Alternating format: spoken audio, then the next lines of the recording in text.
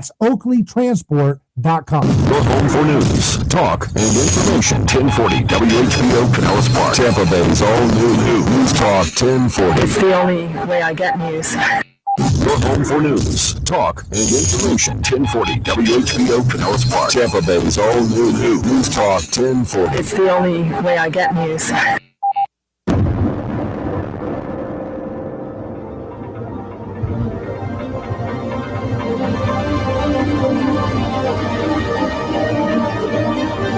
From the heart of Central Florida, you're listening to the most electrifying show in media, A Neighbor's Choice.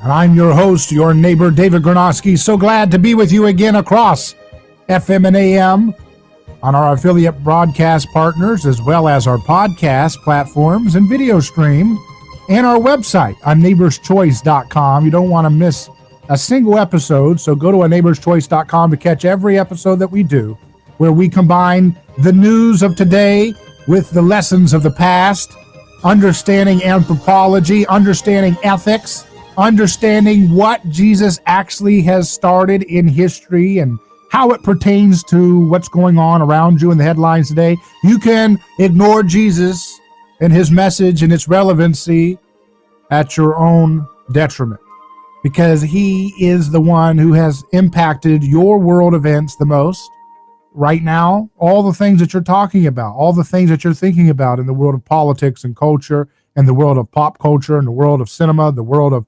social justice, and different academic questions that are being asked are in the sandbox that Jesus inaugurated over 2,000 years ago. And so if you don't understand what you're dealing with, even if you reject it, then you won't be equipped with how to understand what's going on in the world.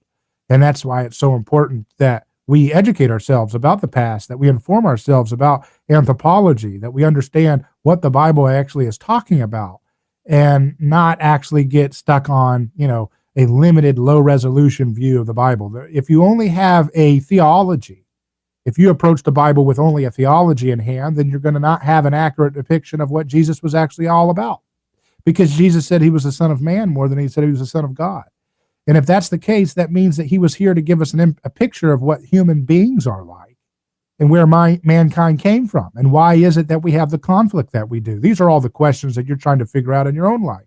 Why do we have endless war? Why do we have conflict after conflict? Why is it that no matter who we vote for, the same old corruption seems to be at place? Why is it that every good intended policy and proposal and law always gets deeply captured by the people that it's trying to regulate? Why is it that we have to pretend to be victims in order to sacrifice our neighbors for some greater political scheme? All those questions can be answered if you understand the life of Jesus. And that's why it's extremely important that we take a look and read a book. A Neighbor's Choice is dedicated to this idea. We're dedicated to the concept that we are all in it as neighbors. That means that we have to have a choice every day. Are we going to desire mercy, or are we going to desire sacrifice in the way that we treat our neighbors? The world says there's only one choice. It's sacrifice.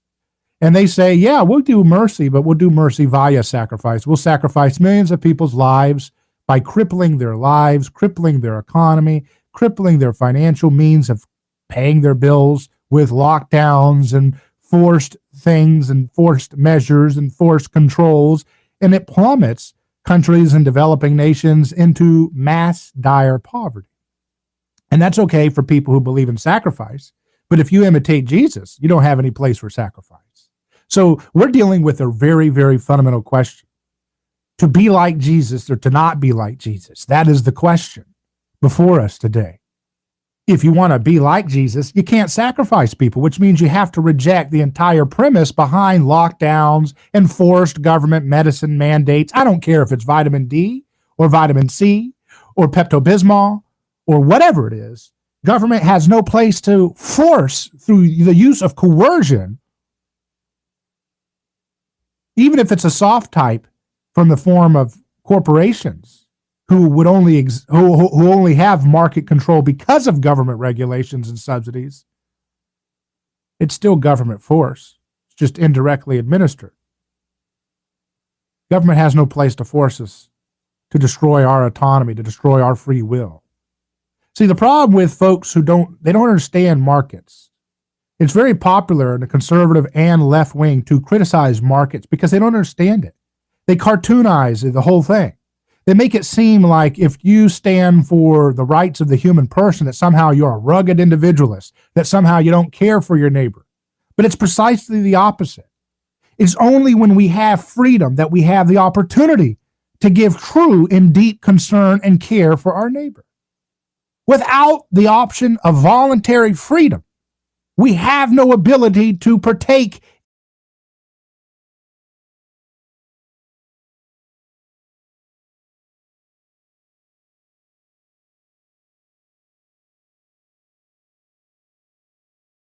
in the abundant life.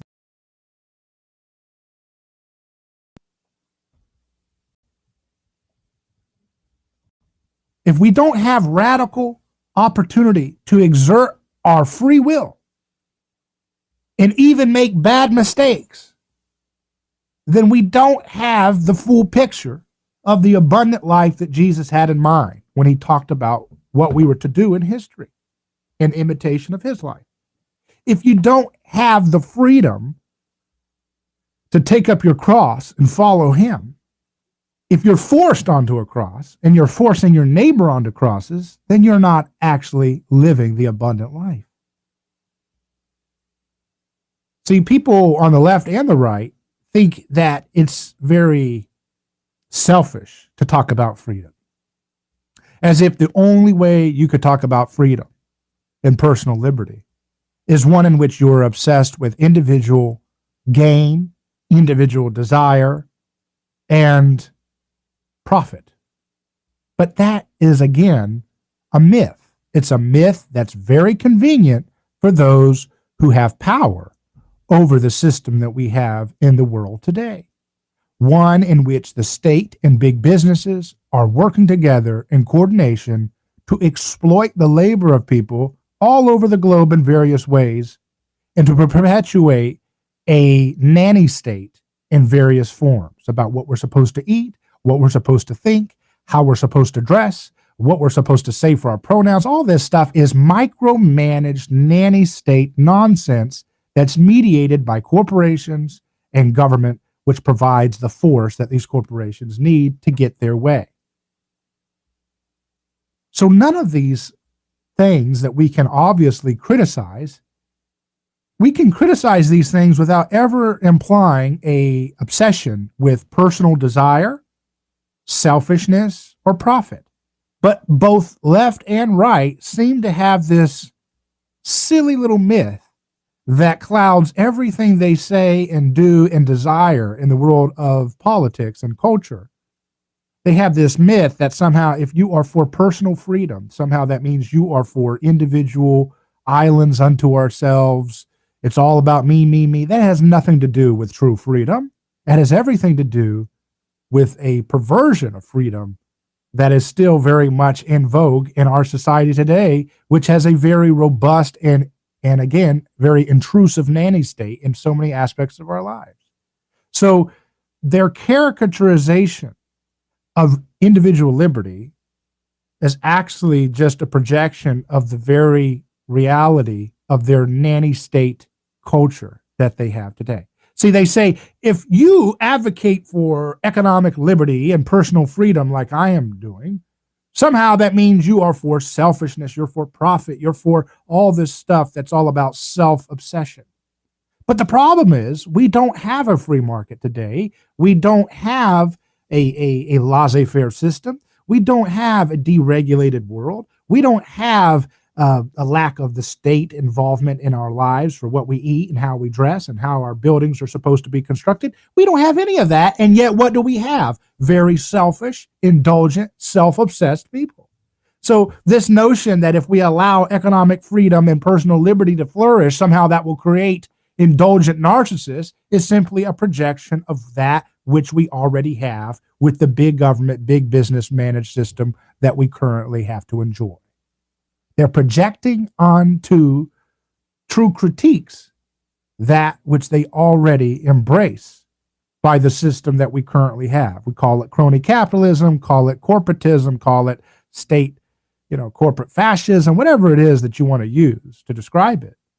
But it has produced and it has correlated with a tremendous amount of self-indulgence, of self-worship, of materialism, of profit obsession, all the things that we're supposed to be denigrating when we think about economic freedom and personal liberty. But I would say that in order to actually live the abundant life with virtue, with family values, with self-sacrifice, with grace and mercy, with giving back to those who do not have, for forgiving your enemies, though they spite you, all of those things are only truly available to us when we are allowed to have the freedom to make the choice about whether we will desire mercy or sacrifice in the conduct that we engage in with our neighbors. I'm David Granosky. We'll be back in just a moment. But in the meantime, you can email me hello@aneighborschoice.com or message us on our video stream. Back in a second.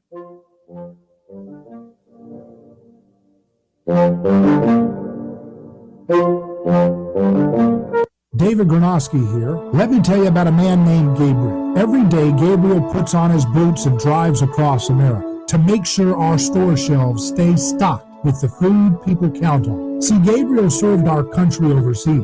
He knows that America stands for freedom, quality, and caring for others the way we would like to be treated. That's why when Gabriel saw food shelves getting low during the pandemic, he hit the road as a driver with Oakley Transport. In the land of the free, where no one should go hungry, we need heroes like Gabriel to help keep America fed. CDLA driving professionals, join Oakley Transport today. Keep America fed. Visit oakleytransport.com or call them today at 1-877-8-TANKER. That's 1-877-8-TANKER.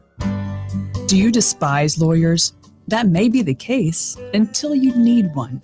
If you've been in an auto accident and need legal advice, go to the local attorneys that have served Tampa Bay families for over 28 years. Catania and Catania.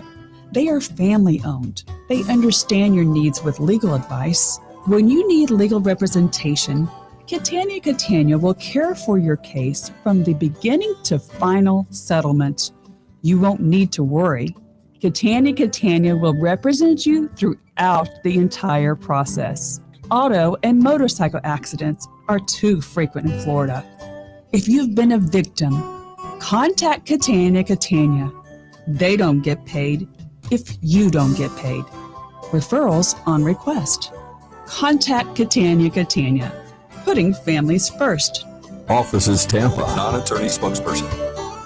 Not ready to go to your favorite seafood restaurant? Get the highest quality fish for less, delivered straight to your door by Fast Fresh Seafood. Order our fresh hog snapper, grouper, mahi, and more. They're boneless, skinless, flash frozen the same day and individually vacuum wrapped. Pick the size filet you want, the amount you want, and checkout's easy at fastfreshseafood.com. The best thing, every fish is on sale. Fastfreshseafood.com. Caught fresh for you, delivered straight to you. Stay home and stay. Forget the mattress and cookie jar. There's a much safer place to put your money. In a bank insured by the FDIC. If you have up to $250,000 in checking, savings, or a CD, you can't lose a penny. Your money is 100% protected. Visit FDIC.gov to learn more or call 1-877-ASK-FDIC. The more you know, the safer your money.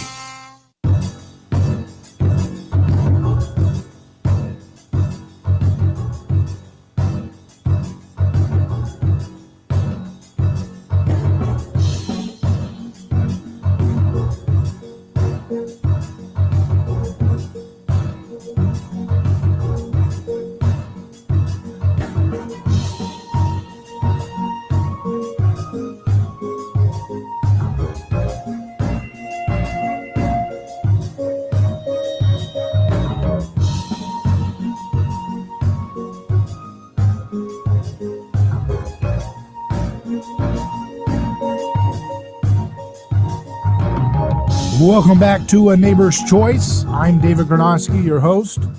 So you've heard me talk a lot about how the media is a kind of evolution from the priestly caste of ancient society. Ancient societies around the world, thousands of years ago and for thousands of years, they would mediate their problems with a priestly caste and a scribal caste. The scribal caste would transmit the mythologies passed down from the previous generations, and the priestly caste would administer the rituals and the liturgy, the works that needed to be performed in the community to keep everybody on the same page. Those were the rules that bound people together, the taboos, that which you're not supposed to do, and that which you are supposed to do, that which is beautiful and clean, and that which is ugly and defiled. Those were things that communities all over the world had worked out as a process of maintaining order so that people wouldn't fall into chaos. See, human beings are different from animals in the sense that animals don't have the runaway, contagious violence that humans are prone to. You know, when a wolf and another wolf battle for the supremacy of a pack, when the wolf that is defeated, there is not a revenge cycle that is unleashed. Okay. When a wolf is defeated, he submits his neck, and the other wolf usually does not go for the fatal kill if it's not in the middle of a battle. He shows restraint because they do not have the same level of petty, vindictive mirror violence that we are prone to. It's not just a moral indictment on human beings. It's actually how we're wired. We are mimetic creatures. We have mirror neurons. When you see somebody else in pain, it makes you feel that same pain light up in the same neurons in your body as it reflects the same pain that is happening in their body. We are very connected. We're hyper mirror based creatures. And so that's something that can be very wonderful. That's why we're able to create Mozart music and Beethoven music and create cathedrals and the animals don't do that. Because they don't have that level of copying mastered to the point where they can take different learning lessons from different people and combine them together for great works of innovation like we can do. But it also has great potential for falling into chaos, falling into problems when human beings get stuck in feedback loops of negativity and aggression. And that's what we have to be on guard against. What happens is if ancient societies are not able to effectively administer the sacrificial rituals that keep everybody at peace, what happens? You're going to have a situation in which chaos abounds. If they cannot vent their frustrations, their anger, their fears, their guilt onto a common enemy, then those tensions and those angers and those fears and those resentments will spill out amongst everyone in a community. And so this was a way that human beings were able to maintain some kind of peace based on a noble lie. Maybe it wasn't so noble, but it was effective. It was effective because it kept societies from spiraling into chaos. It kept societies from being in a constant state of aggression. We know this in our own lives. We know that conflicts and arguments and fighting and so forth can spiral out of a moment's notice, and that it's very hard to return it back to positive reciprocal kindness once reciprocal aggression has been unleashed, even amongst the best of friends. In fact, it's oftentimes the worst conflicts are amongst those who are the closest.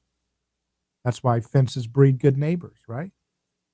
That's one of the things that we have to be remembering when we look at why we have the conflict cycles that we have all around us, in which people are trying to point the finger at somebody,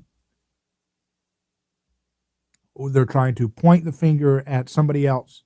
Someone, Daryl Gibbs, or someone says it's time to stand up for America and our president, Donald J. Trump. See, that's what happens when human beings are always looking for a God to save them. They're always looking for an idol. Someone save me. Look, that's not going to save you, okay? Presidents and politicians can't save you. And that's the problem with the way human beings act, is they're always looking to find a savior, always looking for someone to be their Superman, to save them from themselves, to fix the economy. They believe in gods to this day. whether you're on the left or the right or anybody else. We have a temptation to want to idolize people, to want to look and put more power into the hands of a mere mortal than is actually available for them to actually effectively use. But all of this to say that when we look at what kept societies together in the past, they had to go through sacrifice. They had to have a controlled amount of violence in order to maintain order, in order to keep people bound together. That's what the word religion means. It means to bind together. That's the Latin root for the word religion. So what binds us together? What binds us together in the ancient times were stories that we would share together, myths. These were common narratives, and people really believed them. Right now, it is a religion to wear a mask that has no protective capacity. Nobody's wearing N95 masks, which are the ones that actually can have some protection from this virus. Nobody's actually wearing the N95 hardly. But it's a religious, we're in this together moment, a transcendent unity that they're trying to strive for when they have to wear masks and they have to act like, they have to sanitize themselves and put hand sanitizer on their skin, which is absorbed and does a number on the liver, and they spray Lysol, which is terrible for the lungs, and all these terrible things that they do, all because this is what everybody else is doing. So they imitate it, and it's all in it together. And then if someone deviates from that, what are they going to do? They're going to want to expunge them. They're going to want to eliminate them from the community and socially ostracize them so they feel pain and then want to get into conformity if they repent of their deviation from the groupthink and group behavior. And so this is what is interesting here. The interesting thing about this is that someone was saying in the comments the other day that the priestly caste has always been the villain. The priestly caste has always been the problem for people. And I understand the point. But I want to unpack that concept. I want to unpack that a little bit in today's program and apply it to headlines, apply it to current events. Because, again, the media is our version of the ancient priests of yesteryear. Somebody says they're the future king of Ethiopia in our comments. This is the kind of, people want a king. They want to be a part of something greater than themselves. They want to be a part of a narrative that can make them feel transcendent outside of their normal existence, their normal moral existence. But that's not going to be what scratches the itch for the feelings that our culture is wrestling with. It's not going to actually solve the problems that we're wanting to solve. So is the priestly caste actually the problem? Is the media the real problem? Should we expect the media to do anything other than what it's doing right now? Or should we look to something else as where we fell off the wagon in terms of our cultural success? We'll unpack this in just a moment. I'm David Granosky. You can email me hello@aneighborschoice.com, and we'll be back in just a second.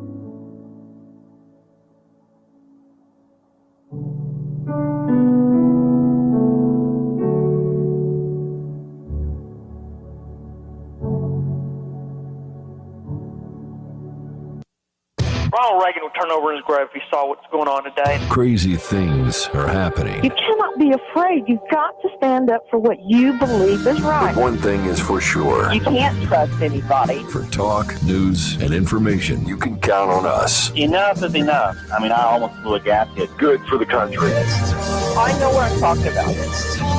A lot of wackos out there. Your connection to talk about it. The all-new News Talk 1040, WHBO. President-elect Joe Biden today says the Trump administration is not keeping up with COVID-19 vaccine distribution, and states don't have the resources to get shots in the arms. Biden in Delaware called the distribution one of the biggest challenges facing the U.S., along with the need to slow the spread. Turning this around is going to take time. We might not see improvement until we're well into March, as it will take time for our COVID response plan to begin to produce visible progress. Southern California hospitals reaching their breaking point, now saying the crush of ICU COVID patients is creating a crisis. It includes now having the state make a plan for doctors to potentially ration care. And while millions of Americans are waiting for the approved $600 stimulus direct checks to be cut and mailed, Senate lawmakers are debating on whether to boost those direct payments to $2,000. The president and Democrats support the increase. Senate leader Mitch McConnell today blocking calls for a vote on a straight line bill approved by the House. Michelle Franzen, ABC News.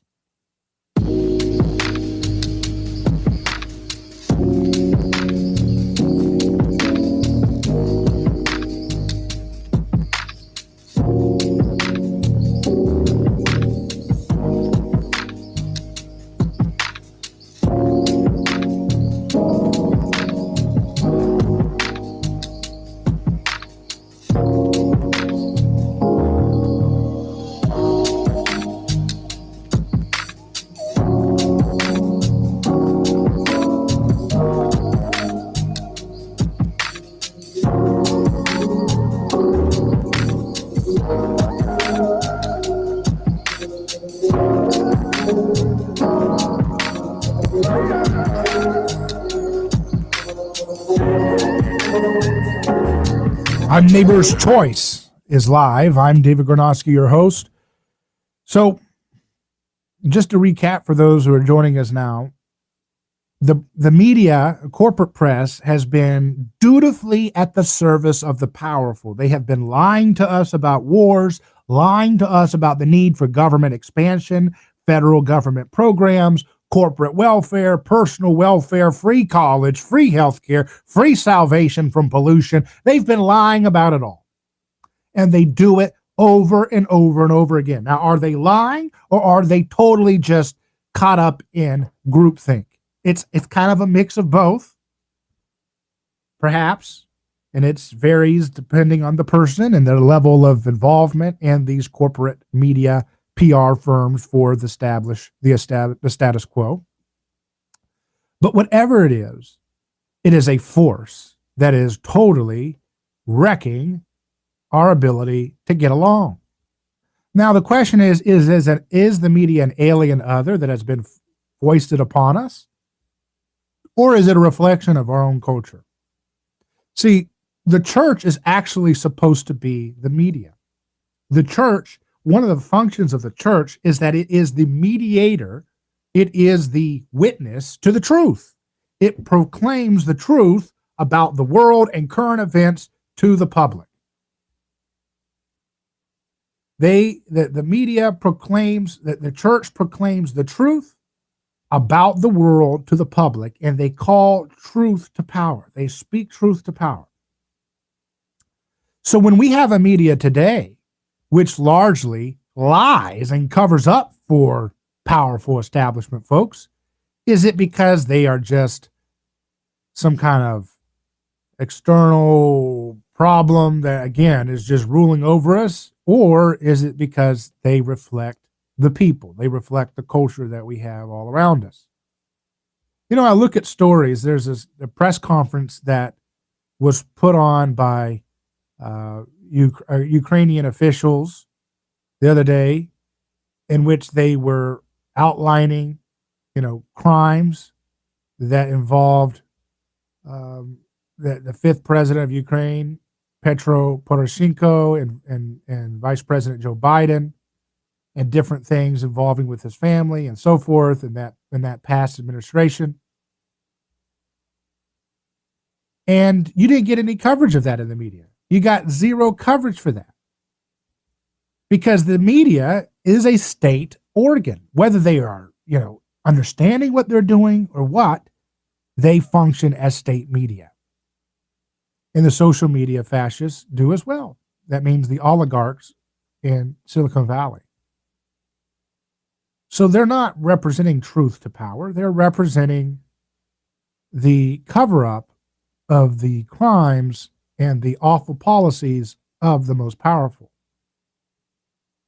Another story shows you how the media is corrupted and how the media is deeply involved with preserving lies. This is a story in sciencealert.com. A scary amount of nutrition science has deep ties to the food industry, study reveals. The food industry has their fingers all over our nutrition research. According to a new analysis, 1 out of every 8 leading peer-reviewed studies on nutrition is tied to business.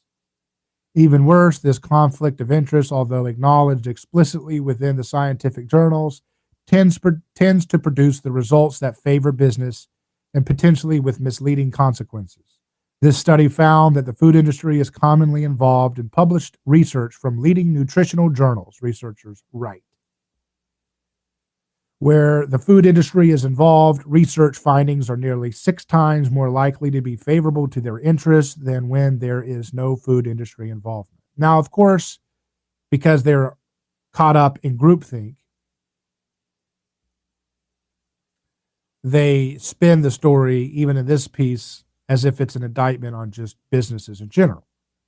But of course, businesses wouldn't be able to game the nutritional science field if there wasn't a monopoly on the funding of scientific research like the government provides. If there's one entity that you have to get, and that is there's one player in town providing most of the bulk of government grants and fundings and university faculty employment, salaries, and so forth, and that's government, whether it's a state, federal, or local.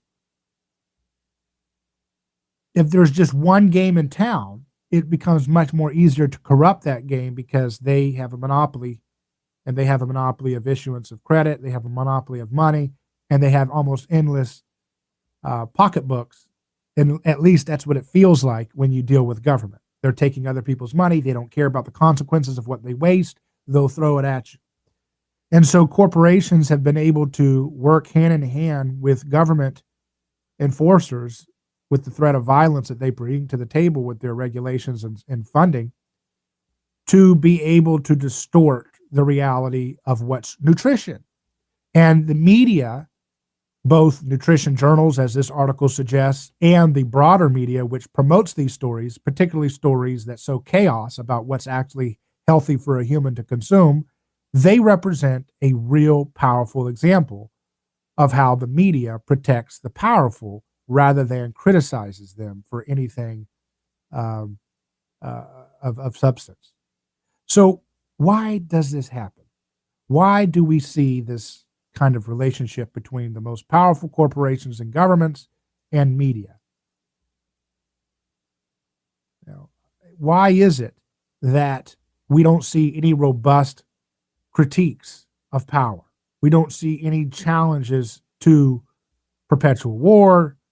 Julian Assange, he was considered a hero by the left until he started criticizing one of their fake Muppet progressives with Barack Obama. And then, if he's criticizing their war, the media tells me that's a good guy. Therefore, even if it's still an unjust war that he's committing in Syria and Yemen and Libya, it's okay because media told me Barack Obama, good guy, Bush, bad guy. They both do wars that we shouldn't be in, but one is told by me, the media tells me good guy for one, bad guy for the other. That's all I need, okay?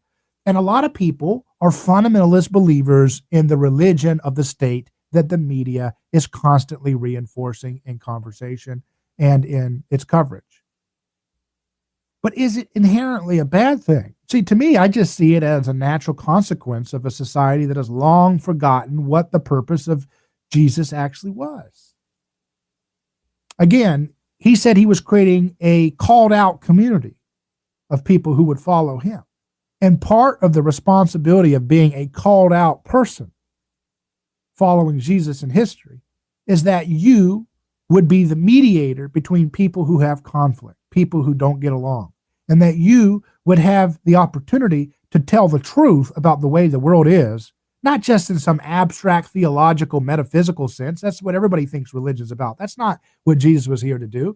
He was there to reveal the actual truth about how our world functions, about how our societies functions, and how to get out of endless chaos and conflict and disappointment and mindless rivalry.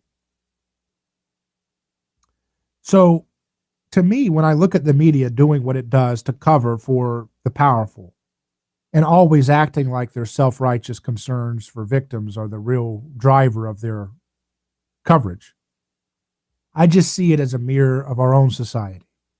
When you go to most churches, they're not talking about Jesus the way I'm talking to you today about him. They tell you that Jesus is just a ticket into an in crowd. He's just a ticket into a certain social status.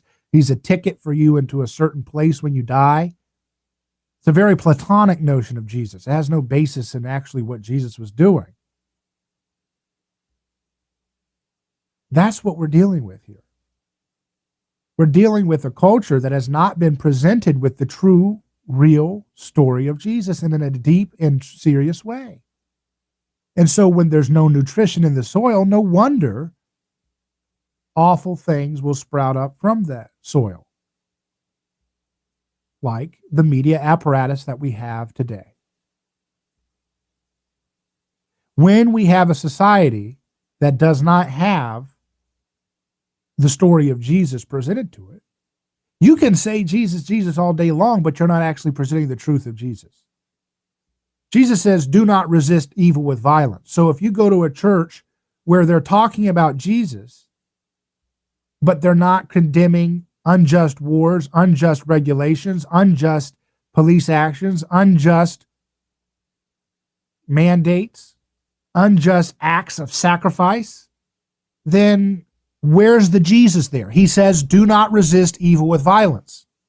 And all so many churches do is quarantine passages like that, take them out of the text, and put them in a box where they can't affect anything to do with your real life where it actually matters.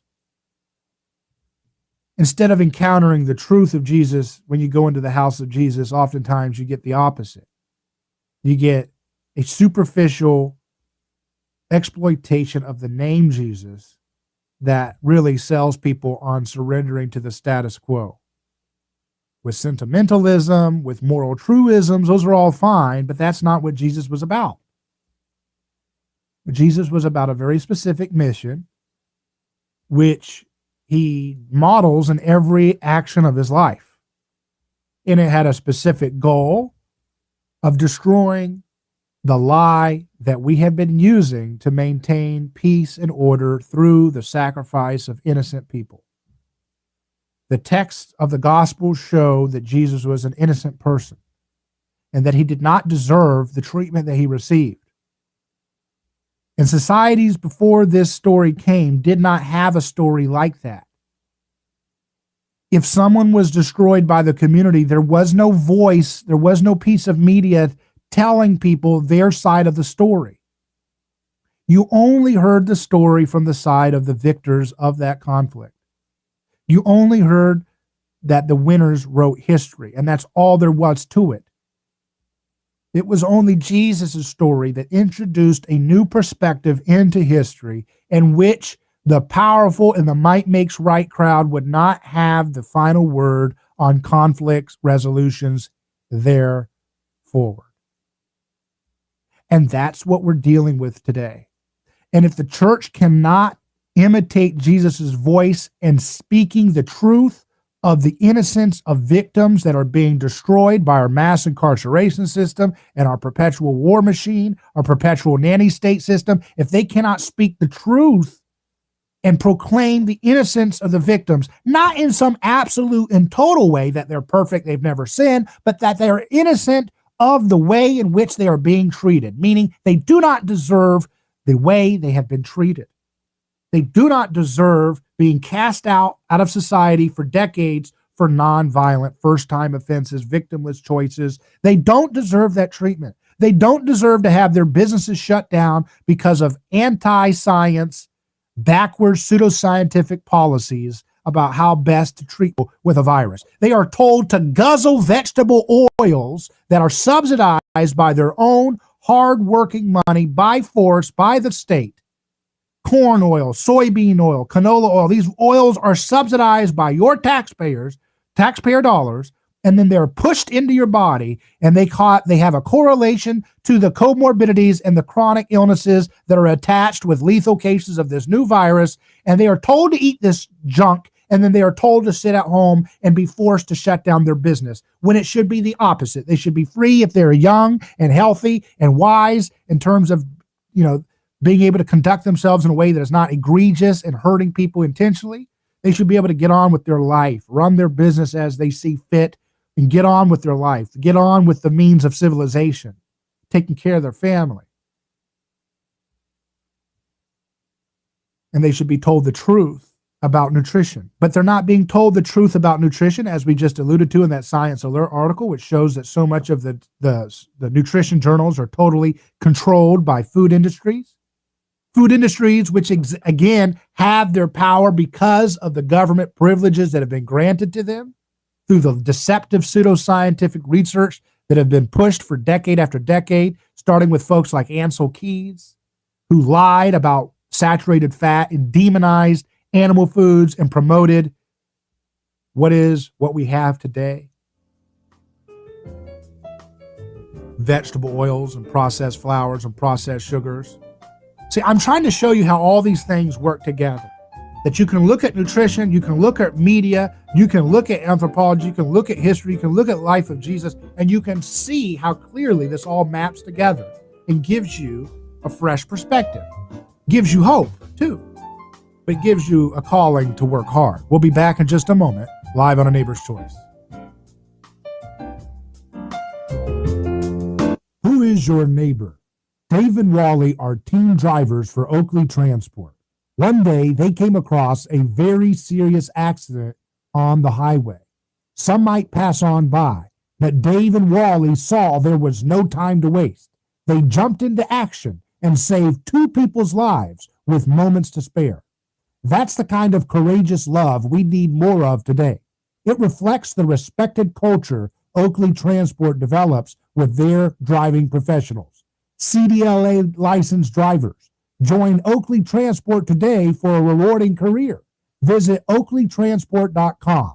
That's oakleytransport.com. Some law firms advertise that they are the largest. In law, largest is not always best. In fact, your case could get lost in the shuffle with one of those very large law firms. Catania are family-owned. They are Tampa Bay's attorneys representing clients who have experienced auto and motorcycle accidents. Your case will need a local attorney to get a settlement in your favor. Catania serving Tampa Bay families for over 28 years. Referrals on request. Get the local law firm to represent you. They don't get paid if you don't get paid. Catania, putting families first. Car accident, motorcycle accident? Call the local attorneys today. Catania, offices Tampa. Not an attorney spokesperson. Looking to enhance your workout at home social distancing? There's no better way to do that than with a post-workout supplement from Fortify. It's the new all-in-one pre- and post-workout supplement. It's completely all-natural. There are no artificial flavors or sweeteners. Fortify Fit is the first of its type in the U.S. Fortify Fit combines all 10 of the latest sports nutrition ingredients in one canister. Build muscle, strength, endurance with Fortify Fit. Plus, it'll kickstart your immune system quickly, safely. Right now, you receive 25% off by using the code RADIO. Use the code RADIO to receive the 25% off discount. Fortify Fit, created and designed by board-certified Dr. Michael Lang. You know him as the radio host of Ask the Doctor. Get Fortify Fit with 2 delicious flavors, strawberry watermelon and fruit punch. Amazing results when using pre- and post-workouts. Fortify Fit, available at fortified.com. That's FORTIFEYE.com. Remember the EYE in Fortify. Dr. Michael Lang's Fortify Fit with 2 delicious flavors, keeping America fit and healthy during this time of precautionary change.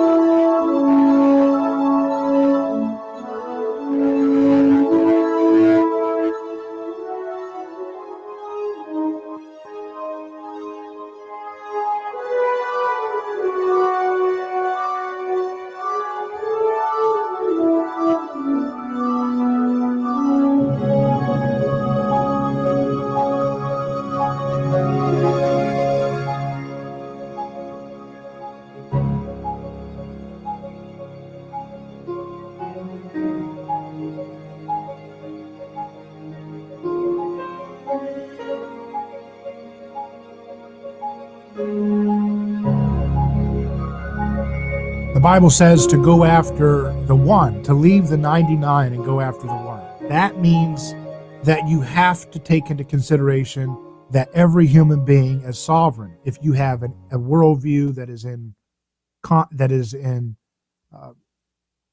in imitation of Jesus, if you're imitating Jesus, if you're in the reflection of his life, you're going to leave the collective and take care of the one.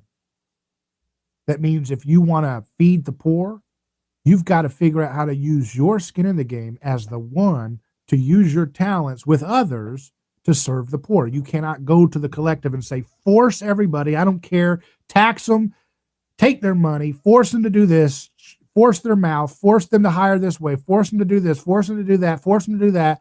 That is the opposite of what Jesus does. He doesn't act that way. And so you can't go and vote for politicians to act that way either if you're going to say that you are a Christian, which means a little Jesus. See, what we're talking about is just telling the truth. If you are calling yourself a Christian, that means you're calling yourself a little Jesus. You're calling yourself a follower and imitator of Jesus. So you have to live up to that name, or else you're bearing false witness about what you actually are. Jesus said, pick up your cross and follow him.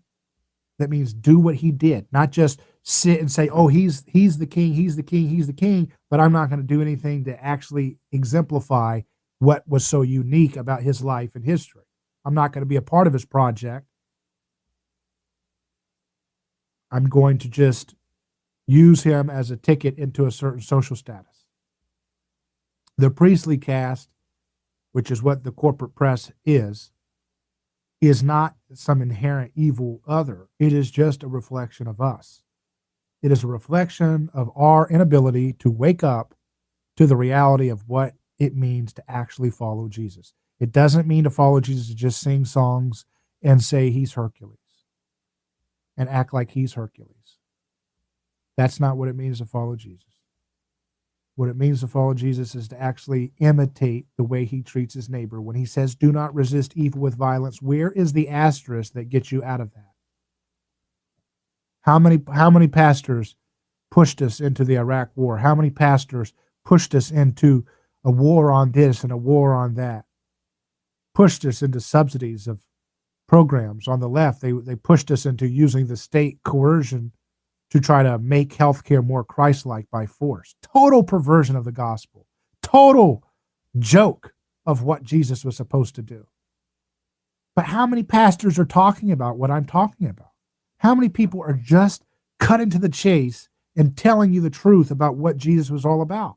See, you can't have a media that reflects the truth if when you go to the house of Jesus, which is what a church is supposed to be, you're not getting the Jesus story. How can you know the truth if he is the truth, the way, and the life, and you go to a church and all they're doing is keeping it so superficial that you're eating cotton candy for nutrition?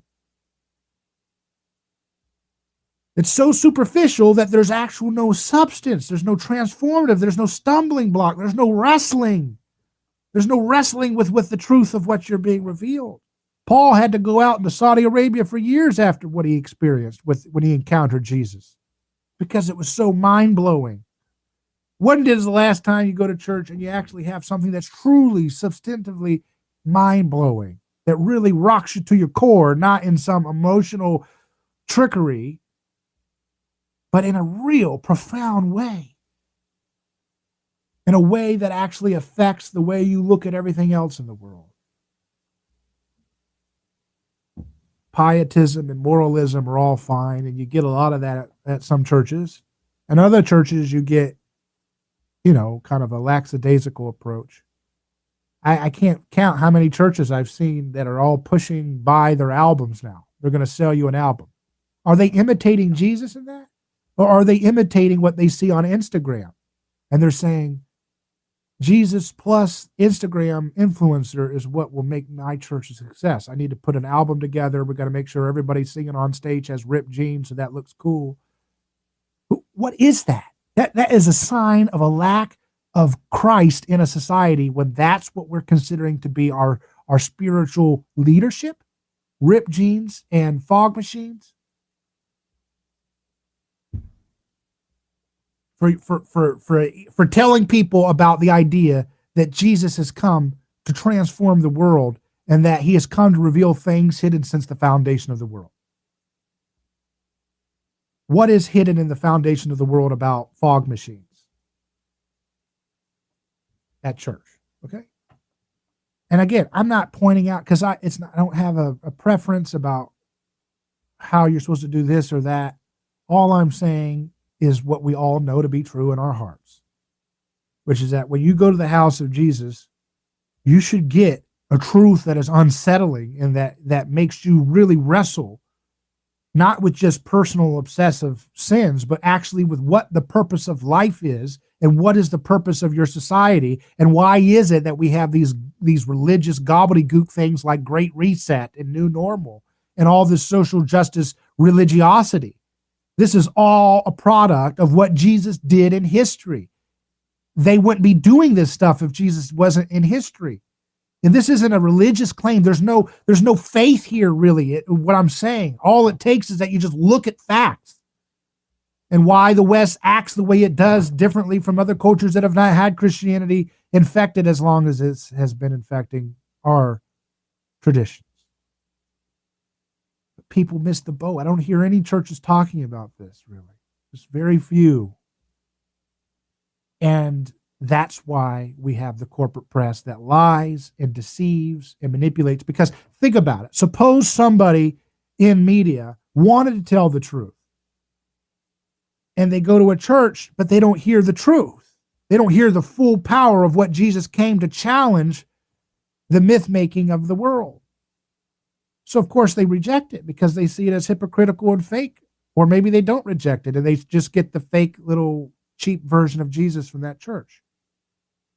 Then they go to their reporting, whether they're liberal or conservative, and do they reflect the truth? No, because they have not been fed the truth. How could they know how to challenge the power system?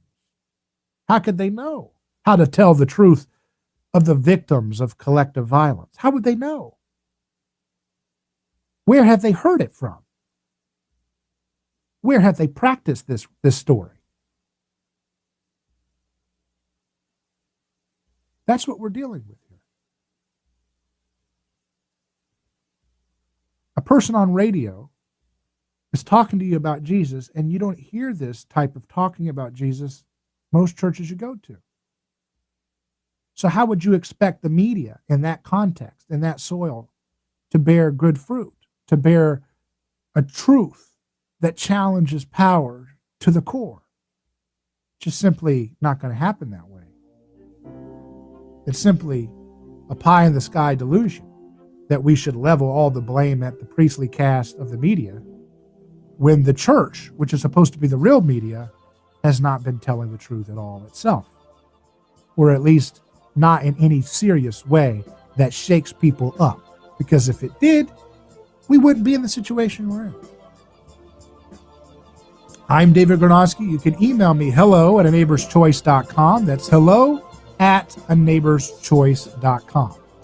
Godspeed.